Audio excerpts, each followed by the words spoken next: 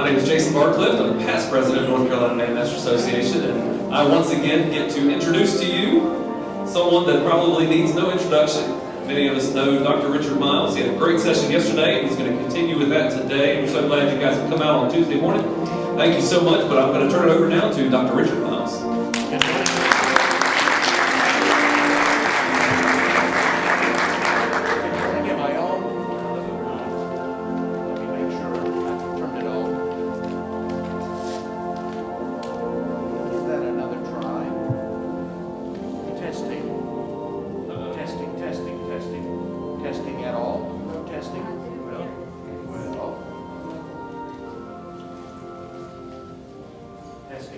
Testing, a little bit of testing.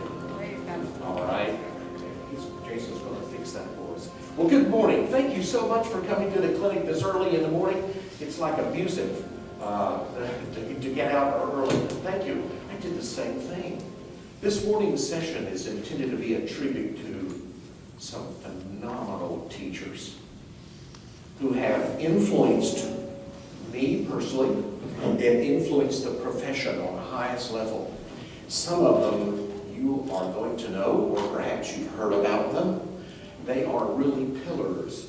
I have been so fortunate to be in the influence of them growing up. These are folks who I've had as band directors, and my full tribute today is I'm here because of them. North Carolina is so rich with unbelievable quality teaching and teachers. And I hope that the information I share today that I've learned from them will be an inspiration to you. And that's a little bit about where I'm going. My dad was a minister. I told you that in the session. I'm the heathen of the family. And every 4 years we live somewhere different. We moved to Laurinburg, North Carolina. My brother was in Jim Stokes' high school band. Played trumpet. He was a really good trumpet player. He went on to play in the U.S. Navy bands. And was a John Philip Sousa Award winner. And I was at the little elementary school, East Laurinburg. And East Laurinburg was way from the downtown area. Now, Jim came to our school and said, "Who wants to be a man?" And you know who raised their hand first? I raised my hand. I went out and cut grass and bought my $35 old cornet. And I showed up in band class, and there were 2 other people. And I was just amazed. I mean, by the time we were at the end of the year, 2 of them had moved away. And I was the only person for the last half of the year that was in band. But he came to my school twice a week to teach me how to play cornet. And I learned so much from that experience. And what do you think I took away? It was a message that I learned from Jim Stokes. Every student matters. And you teach who's in front of you no matter what. I asked that question of my dad. My dad was a minister. I went home and I said, "Dad, why would he come to the school and just teach one person, man?" And he says, "Well, you remember that Christmas morning when we had church and it was a snowstorm and only one person showed up?" I said, "Yeah, I wanted not to go." And my dad said, he said, "You know, you minister to whoever is in need and has an interest." And Jim Stokes was an unbelievable, passionate personnel. We know him most likely from his great work in Henderson, but a phenomenal teacher. I learned so much from the individual student attention from him. Now, after I was the one student at East Laurinburg Elementary School, after he had come and visited that whole time, we moved. And we moved to Nashville. And I was at Paul Fletcher Junior High School. Now, I know we have several Asheville teachers, but Paul Fletcher Junior High School was a really terrific. I had to walk to school every day. It was 2 miles. So I carried my Holton cornet 2 miles and my book satchel. Remember, no, none of you were born then. But the book satchel was one of these things that had a handle and it weighed 20 pounds. So I walked over to the benches at Paul Fletcher Junior High, and I started band, and I had Ed Benson. He's a Hall of Fame person. And I learned a great deal from Ed Benson. Now, here's what I learned. He was very strict. He was a disciplinarian on the highest level. And I learned a lot about classroom management and classroom control from that. And I learned very quickly that wasn't who I was. I didn't feel comfortable in that kind of setting. Although our band was terrific, I just didn't feel comfortable with that. So we all learn from different experiences. Then, the next 2 years of my junior high school, I had this person. How many of you know John Lackey? Now, John Lackey became very famous with his Inca High School band program. He was one of the most enthusiastic directors I had come across. Now, our band, it was a good junior high school band, but he helped us to be a lot better and encouraged us. I'll never forget my 8th grade experience. I had a fever blister, and I was auditioning. At that time, we called it the All-State Band. You remember, anybody remember that? All the districts were called All-States. And my section went to Western Carolina. Well, I was auditioning for the All-State Band, and he had helped me after class to prepare. And I went into this little band room, and there were 4 directors sitting down there, and I had my whole cornet, and John had said, Richard, and I was Dick at that time, he says, you just go in there and you just play. I mean, I can still see, you just go in there and you just play. So I was 4 feet 10 inches tall, with my whole cornet, went down to my feet. And I walked in there, and I got ready, and I was looking around, is everybody ready? And I played the fire out of that thing. And I got to the end, I turned around and left, and the directors were all looking around, and I walked out and I left. And I thought I was doing solo and ensemble contests. I really didn't know I was auditioning for an honor band. And I went and I looked on that list, and I was first chair. And I was shocked. Now, I only got there because I had a band director who took time to teach me and help me, and more importantly, encourage me. And so we never know the influence and the power of positive motivation, and I learned that from John Lackey. This person is a mentor on the highest level. How many of you have had an opportunity to meet Pat Guerin? Would you raise your hand? Thank you very much. Many people are not aware of this. Did you know that she is one of our most decorated conductors in the United States? Not North Carolina, in the United States. Did you know that she has been past president of this association? Did you know she's one of only a couple of bands that have been honored and selected to perform at the Midwest Band and Orchestra? She's past president of Women's Band Directors International. She was one of my high school band directors. Can you imagine? I wish I'd had the opportunity to have more experience with her. But my sophomore year in high school, I had Pat Guerin.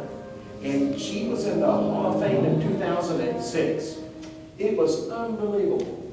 Now, the next excerpt is a favorite. There's a really wonderful friend and a North Carolina native by the name of Dr. Pamela Bustos. You may know her as Pam. She went to Appalachian State University. She taught, I believe, in Watauga County for a while. Is that correct, some of you? Yes. In that district? And she went on to graduate school, and she has been the director of bands at the University of Wisconsin at Superior. And she did a documentary of 2 women band directors in the state of North Carolina. And Pat Guerin was a mentor of hers, and Carmela Graver. Some of you in that Lenore area know Carmela. And the documentary footage is stellar. It is absolutely worth every single minute that you have it. How many of you are first year or beginner teachers? You're a student teaching, or you're preparing to do that? This message is for you. Be prepared when you go out into the field, whether you're student teaching or whether you are starting your new job. Be open to suggestions from your friends and mentors. Don't have a closed mind about what you're doing, and don't think you have all the answers. After 30 years of teaching, I never have all the answers. There are always new things that you can learn from your friends and your colleagues. You just need to keep your mind open, and you need to be willing to listen to them. In order to be a successful director, you can't wing it on your own. It's just one of those careers. I think that it would be difficult if you didn't have friends and peers to help you out. Isn't that terrific? What a lesson for all of us. My senior year, Ernie Black came to the position.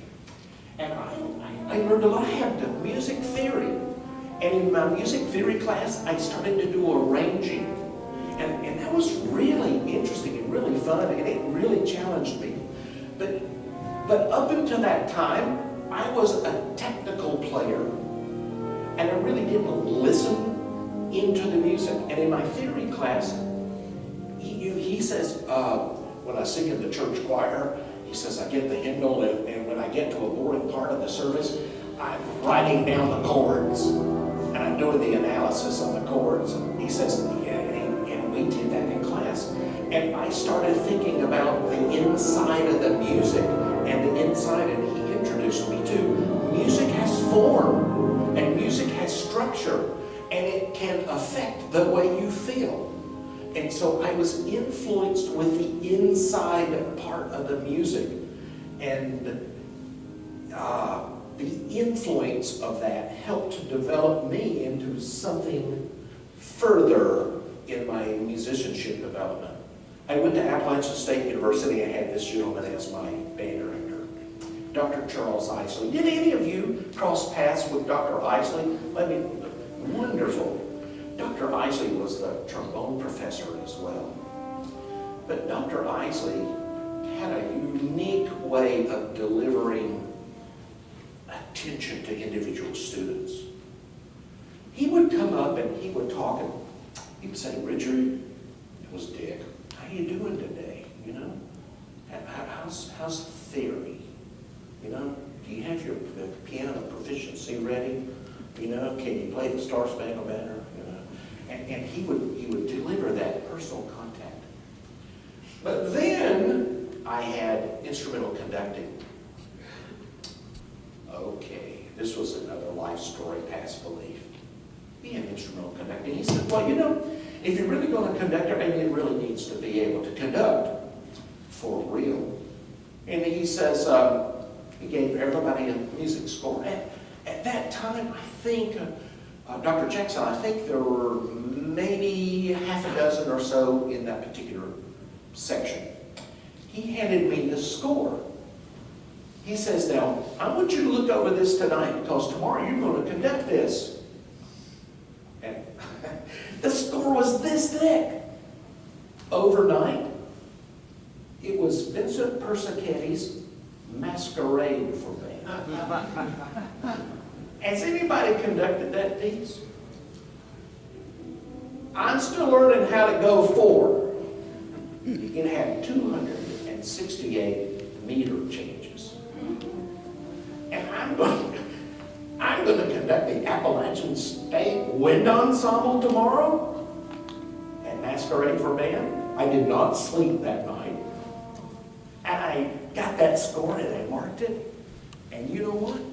The next day he says, well, you're going to conduct that on the concert in 4 weeks. I said, excuse me? And he says, don't be nervous. Vostok from Alabama is going to be here, and he's going to watch you. And here I am, having a heart attack, trying to think of masquerade for band, and I'm still learning 4. And amazing what challenging can do.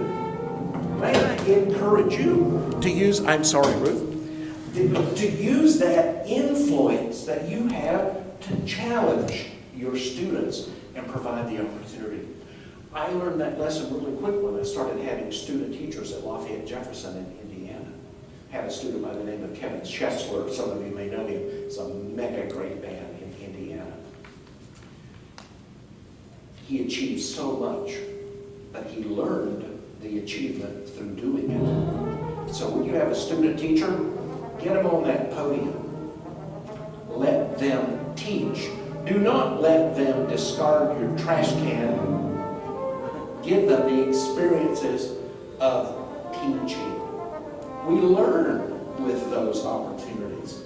So, Charles Isley, what a great guy. So I got to my senior year, and it was time for student teaching, and I had the opportunity to select anybody I could select in a region to student teach. This guy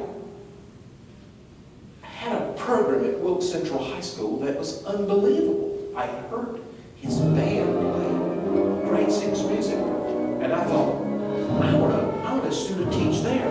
But the problem is the person that had student teach before was dismissed because they evidently had some difficult times, and Joe was incredibly meticulous. Now, how many of you have met Joe Seacrest?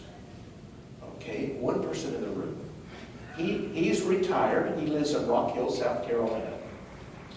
But he went on to get his doctorate at the University of Illinois. I do believe he was at Lenore-Rhine College for a while. But I went to visit Joe on the first day, and he says, I'm going to give you a trial. You get 1 day. And I said, excuse me? He says, I'm going to give you a trial. You get 1 day. If not, you're going to be reassigned. He told me the school I was going to be reassigned to. And he handed me all the scores 2 minutes before class. It's a good thing I can read music. But I pretended a lot, and it was a march. So I went in there, and he left the room. He left. And here I was with this great mega band, and I didn't know anything. And I had to rehearse this band. I think I didn't get past the introduction for 30 minutes. I just whittled it away, and I came back, and we got through the march. I remember the timpani player, who is now an orchestra director in California State. And he came up and says, I believe you're going to pass. And Joe was really direct. He came in, he says, okay, you can stay. That's all he said. And the experiences that I learned with instrumental pedagogy far surpassed the experiences of me physically teaching. He said, you can only teach what you know. And if you can't play that flute, what are you telling them to do? You can't play that clarinet, what are you telling them? And then he went through, he says, what are the 7 alternate fingerings for F sharp on alto saxophone? Did you know there's 7 alternate fingerings on alto saxophone for F sharp? He says, what are they? And I was thinking really hard of what is F sharp? And that it was another world.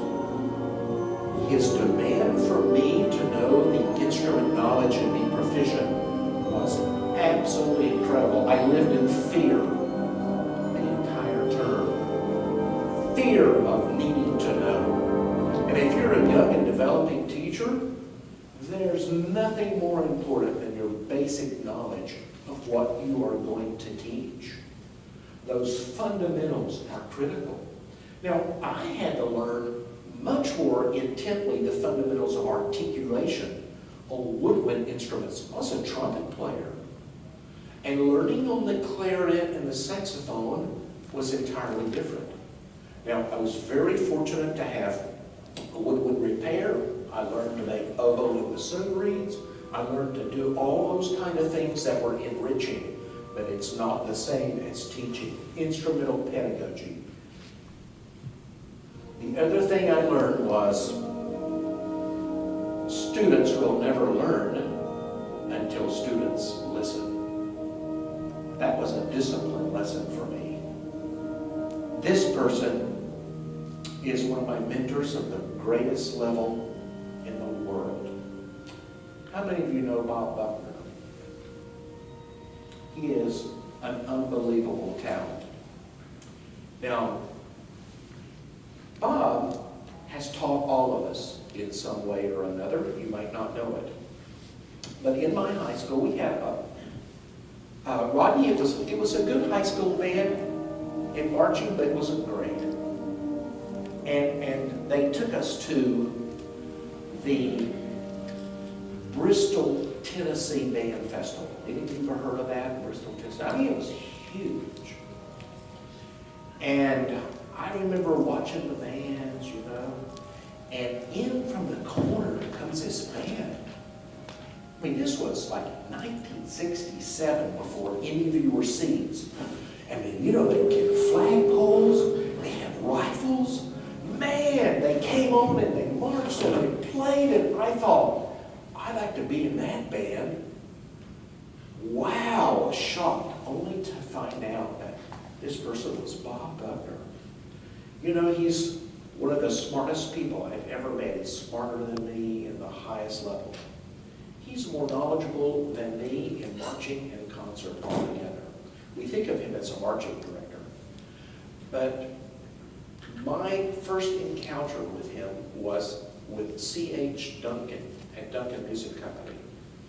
And he had this marching band experience for us to go in.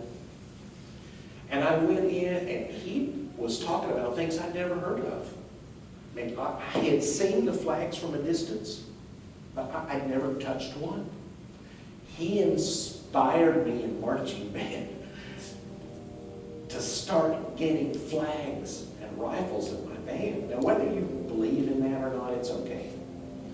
So I asked him, I said, Bob, how can I learn to do that? Oh, I'll set you up. I'll set you up. He said, you go to Vandercook College of Music and you take this class with Karen Norgard.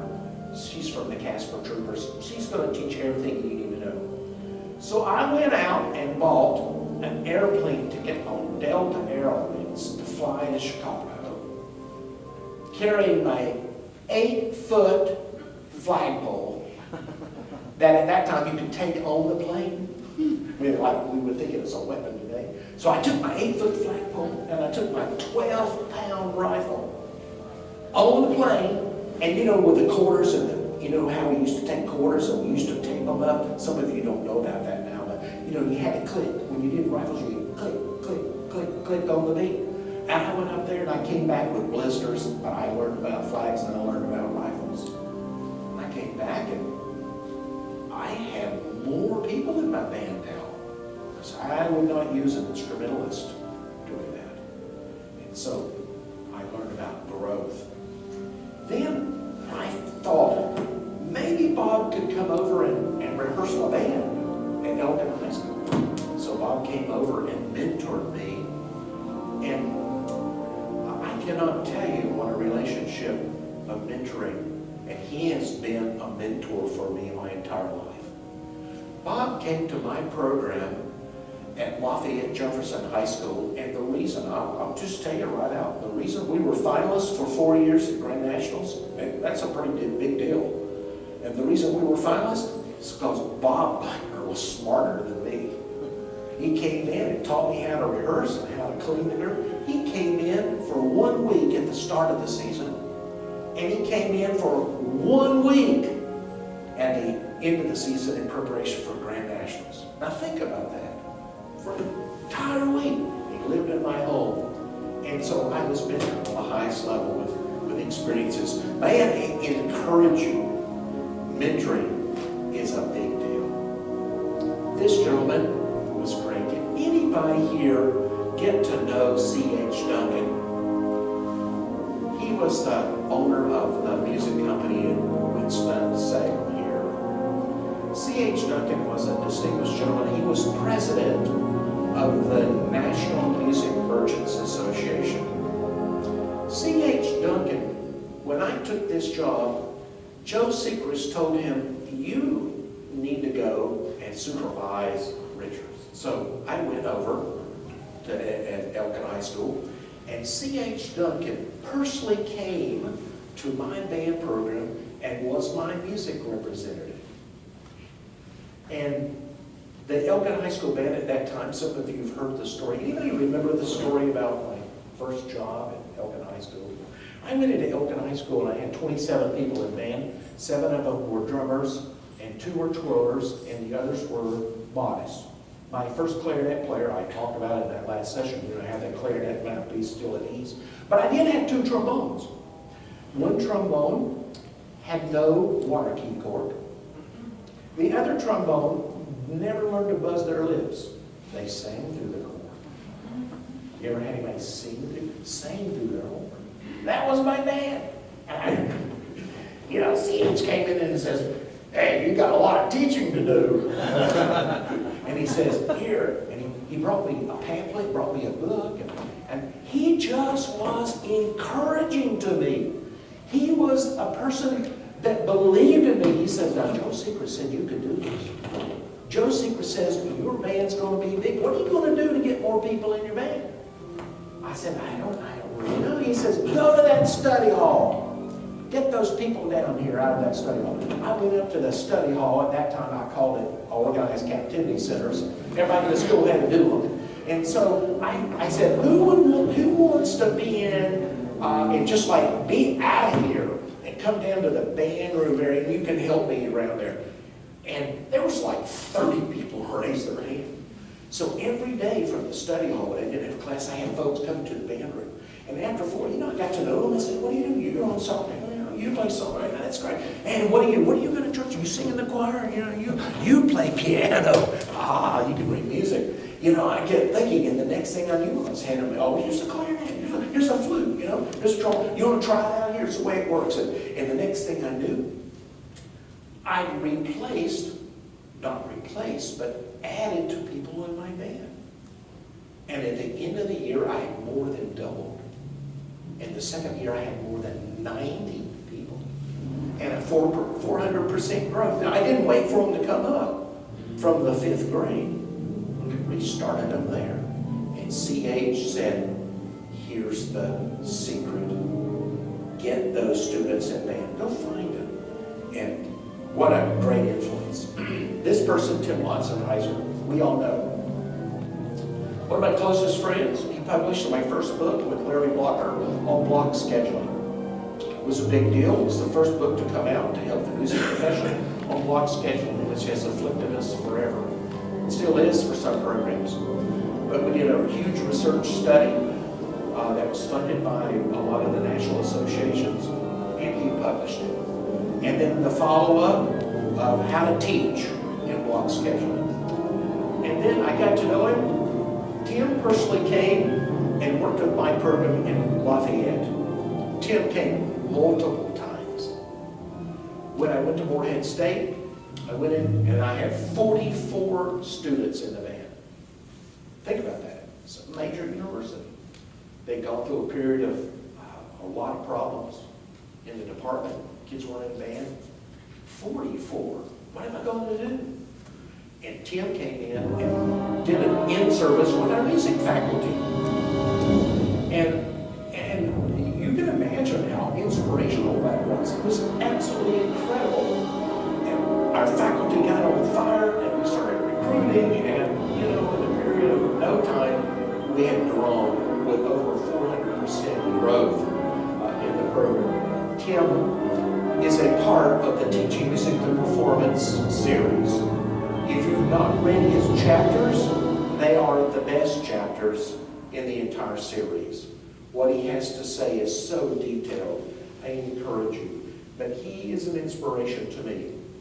Now, I never had this person in band, but he influenced me on the highest level in North Carolina. Herbert Hazelman. Some of you know him. You should know him if you don't. Herbert Hazelman was a true artist and musician.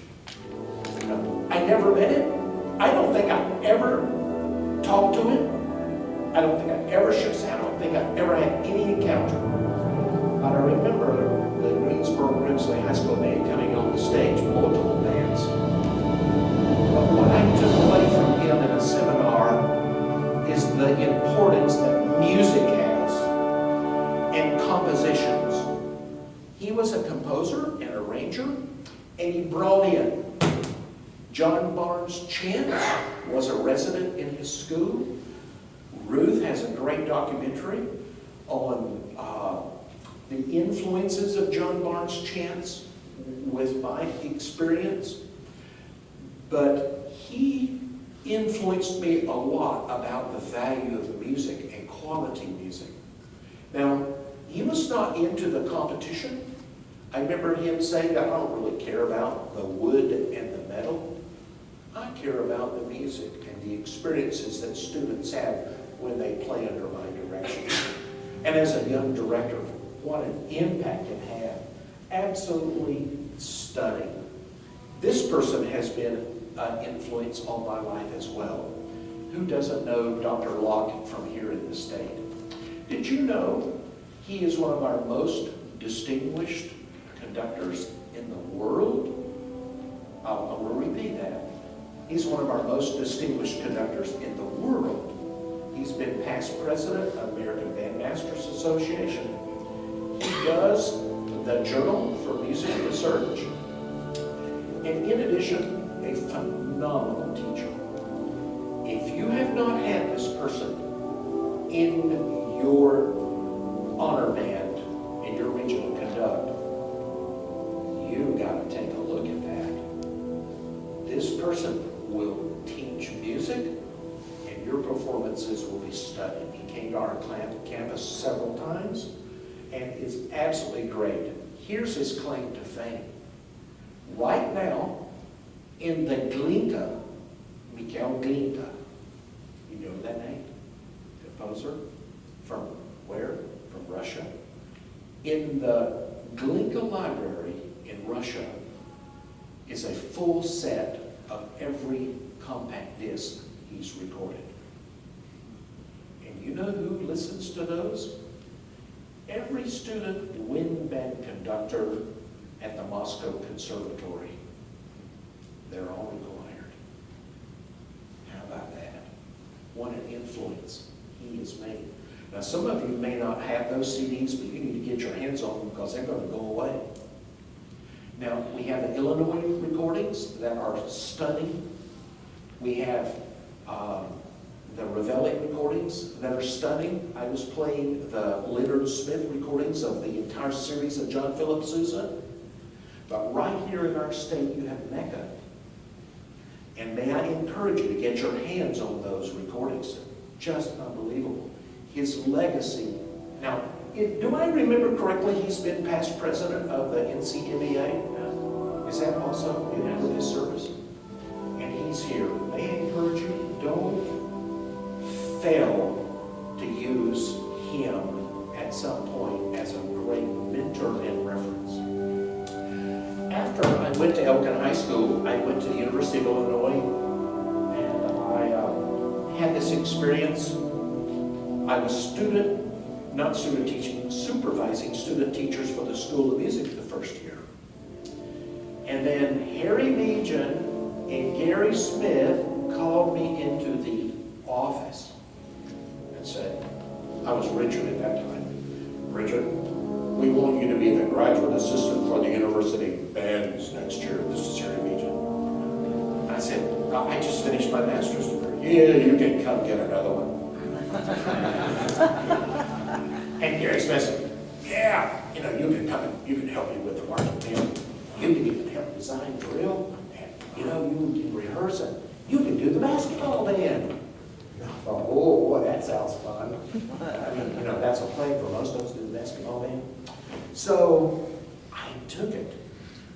And only to find out there were 7 graduate assistants the year before. The Illinois bands are huge. They've got 7 over 100-piece bands in Illinois. But the year I came, there was 1. It was me. And I had to do all of the bands, and I had to do marching band and 2 basketball bands of 80 pieces. And the experience was unparalleled. I had just gotten married. I talked my wife into leaving North Carolina State to come and join me at University of Illinois because it was going to be really fun. And she never saw me for a whole year. But we all grew that experience. Now, here's what I learned from Gary Smith. Positive motivation and encouragement and a do-it attitude. Performing is a big deal. And he really influenced me about making your concerts productions. And as I talked in the last session about the value of basketball band in public performances, I remember his quote. He says, you know, athletic bands are important. That's everybody else that hears and funds your program. They are important. And up until that time, I just like punched the clock. It wasn't really something. And so my encouragement to you is that Harry Beejan, Ravelli, Beejan, directors on that level had a different style that we are becoming accustomed to. Harry Beejan, in a class studying the Intimate Symphony, he says, okay, Richard, what's the form of that? And I said, what's the form? And he says, you have to know the score before you can teach any music. And I said, because it's in 4, because 3, No. You have to know the score before you can teach any music. And he sat down at that table and he says, show me the form. I said, excuse me? What's the form? Where's the sections? So what happens in the development that's different than the exposition? And I soon learned that it's a wonderful example of sonata allegro form. And that how this works. And then when you get to the 3rd movement, it's a fugue. It's a double fugue. And I started, and he says, if you don't know that, what are you going to conduct? You're just going to conduct patterns. And here's what I learned. It's not what you look like when you conduct. Don't let that get under your fingernails too deep. It's not what you look like when you conduct. I can still hear you zooming. It's what your band sounds like. Wow. I was breathless. I didn't really know what he meant. But William D. Ravelli wasn't a great conductor. Maybe you ever watched him. Harry Beejan, he never looked like a great conductor. Anybody ever hear the recordings of John Painter in Northwestern? He's not a great conductor. Did anybody ever see the video footage of Toscanini? Man, he was not a great conductor. They were great musicians. And they taught the music. And those groups were stellar. Now, I believe in conducting. I believe in visual gesturing. There's more into learning the score. It's absolutely critical. My ultimate mentor was James Croft. My band was playing at the CDNA conference at Florida State University, and we were playing Maslanka's 2nd Symphony. And then we got to the end of the performance, and it was really positive response. And this was my Florida State University Symphony Band.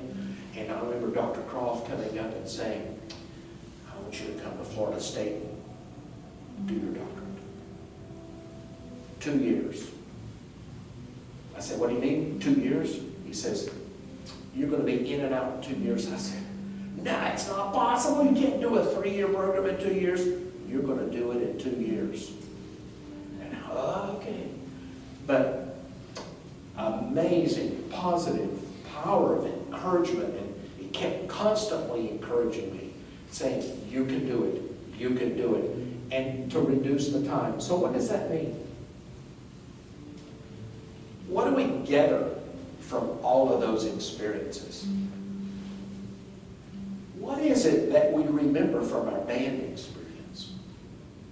Do we really remember all the stuff? Or to remember how those events and functions made us feel? For me, it's a lot more about those experiences. I want to acknowledge the folks with the Teaching Music and Performance series. The Teaching Music and Performance series has been a result of more than 450 scholars in the United States who contributed their scholarship. And I would be amiss not to recognize them. What really matters? Dana Duke was an elementary music teacher at Buck Lake Elementary in Tallahassee, Florida. This is a true story. I spent my entire spring break going to every elementary school in Tallahassee, Florida, to select the school and the teacher for my daughter. Is that bizarre? Found Buck Lake Elementary School. I found this teacher that I was told was an all-star. Her name was Dana Duke. And my daughter Laura went to Buck Lake. I sold everything I had in Moorhead, Kentucky, so I could go and live in this neighborhood. It was an amazing adventure. My daughter went to the classroom. I went to the first day, and Dana Duke's class was empty. There were no desks. There were no seats. All the children sat on the floor. This is the 3rd grade. Dana came out. She put a little stool in the middle of the classroom. Okay, children, all gather around. And she had her baritone ukulele. Yeah, it's a little bigger. She sat down and she started playing the ukulele. She said, okay, kids, join. Kids were just joining. Stand up! And then everybody stand up, and all the kids were joining. And she started singing the song, you know. And the next thing you know, they're all singing the songs.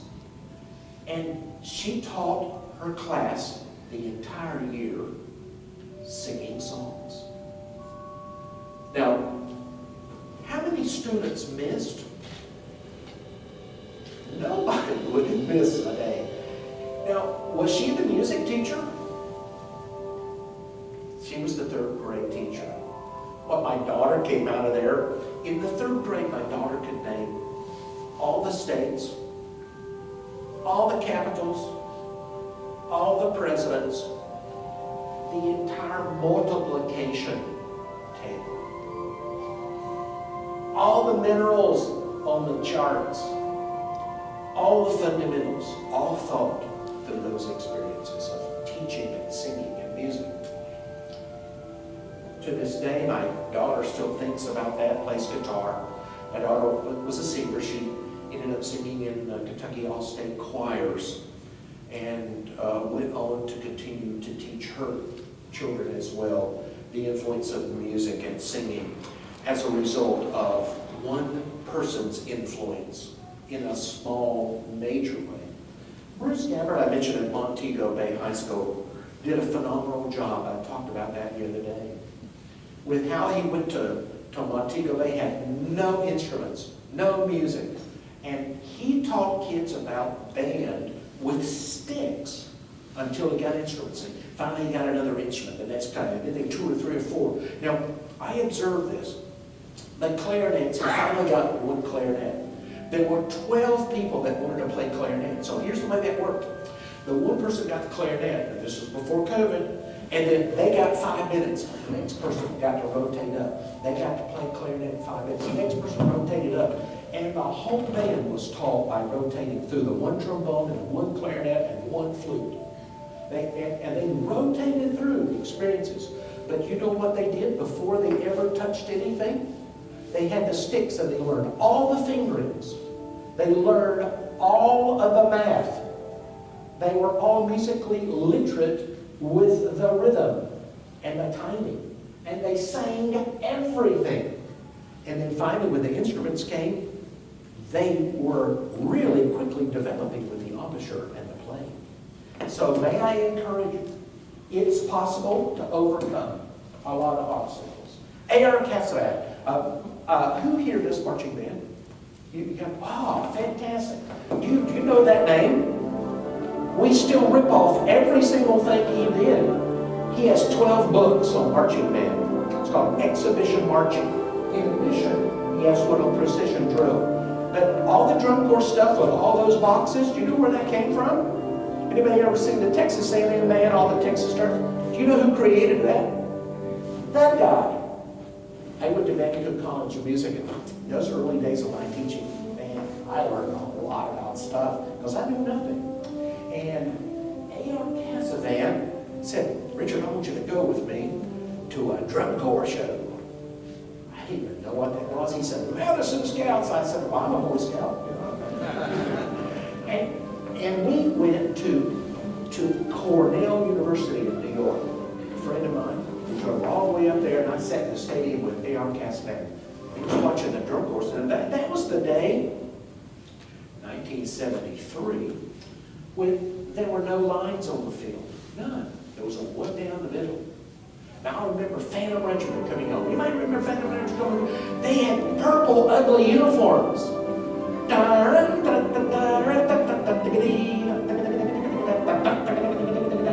And was blown away. And they marched this whole drill all everywhere and had no lines, and they used the tick system. And he says, come on with me. We went down and we started marching, marking the drill. He talked about how important the music was, and it wasn't just the drill. He said, if you don't play good music, nobody's really going to care. Oh, listen to me. He says, if you don't play good music, nobody's really going to care. That's what's first. He said, all this drill stuff and all that belt stuff, that's the extra bonus. But you got to pick the music first. And that's a lesson for us today. That's a lesson for us today. We have to be very careful in marching band. I did a study 3 years ago of 50 bands. You know what the national average is of how many minutes a student plays as a brass and old wind in a competition show? Do you know what it is? 4. 4 minutes they play. The rest of the time they sort of alternate on this brass wind. I mean, if you have a program and that's what you do for 9 weeks, 4 minutes of music plus the fights on the course, it starts making better. No. Think about the influence of what it is. And what if that music is not at the highest artistic level? If it's not worthy of being published, and used in a concert band setting, I would question that. Is it music of artistic merit? Think about that and the influence of what it is that you're using as a device. Same in those. Then I had this guy by the name of Bill Moffett. Bill Moffett started to develop these things called patterns of motion. And what I learned from Bill Moffett was how electric band rehearsals can be. Does anybody remember how he used to start all of his tunes? He had a little percussion interlude. And then you take off and you start. Now, it was a developmental stage for us, but I learned that rehearsing can be exciting, vigorous, and vivacious. It's all how we approach it and what we do with it. Now, The lesson from all of our friends is really simple. It's what really matters. It's totally what really matters. And I'm at the end here, and I'm going to finish with an unusual statement of experiences. One of the most influential persons for me in my life was my older brother, the trumpet player. My older brother, Douglas, after his experience in the Navy bands, came back and went to divinity school and got his master's at Lee University. You may know that place in Cleveland, Tennessee. David Holsinger is there now. And he became a missionary with his wife. And they worked in Russia. I was really fortunate to go and visit him. I was asked to go conduct the 30th anniversary of the State Wind Orchestra of Russia. And I went and I conducted, and I got a chance to see his work. And man, it just ripped my heart out. You know what he and his wife did, who also is an ordained minister with her doctorates? They built orphanages for children. In Russia, if you're a kid that lives on the street, you've been abandoned, you're on your own. And so what they do, they gather them up and they move them out of the city. And so in a period of years, they built more than 10 orphanages. They went around, and I was taken to visit one, and it just ripped my heart out. I went and visited, and here was a room. It was actually smaller than this, with 4 beds, 4 bunk beds going up, formation bunk beds going up, and there was more than 100 children living in that room. The oldest person was 16 years old, and they taught them to be their own officiating kind of body with rules and order in order to stay there. It's amazing. They did more than a dozen of those.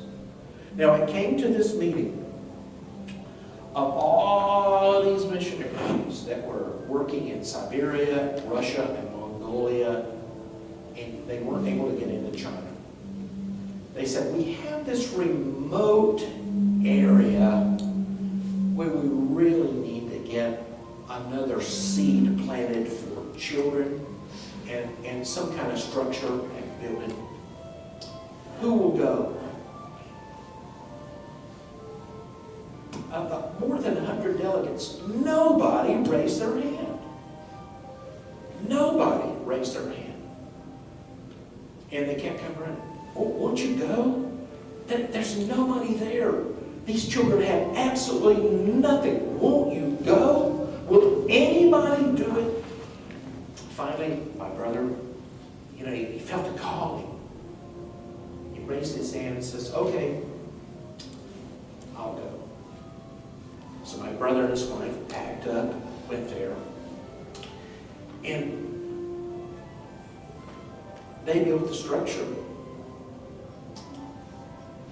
A lot of the children didn't have an arm. They had all kind of blisters and stuff on their body.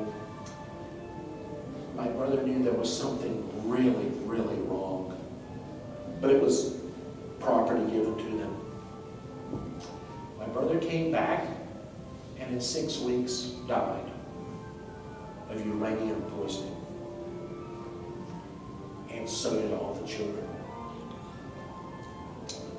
But the story is, who will go? Every kid in your band matters.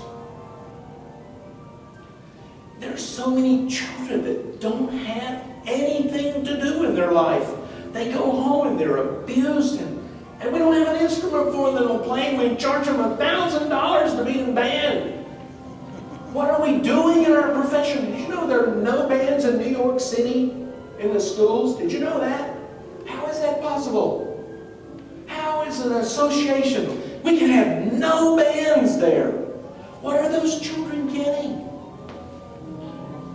What can you do in your program to get more under your influence? You're the winners. Who will go? Who will step forward and make a difference? Thank you so much for the opportunity to come and share.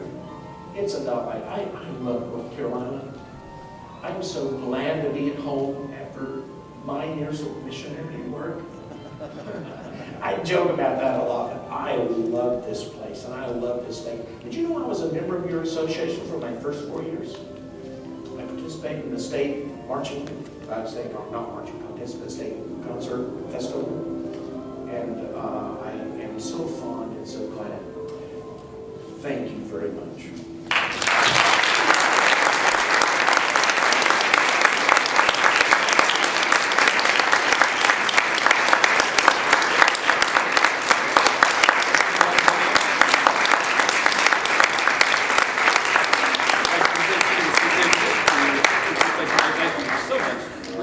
You guys do have a concert next door starting in just a few minutes, so we welcome you to head that direction. Thank you, Dr. Miles.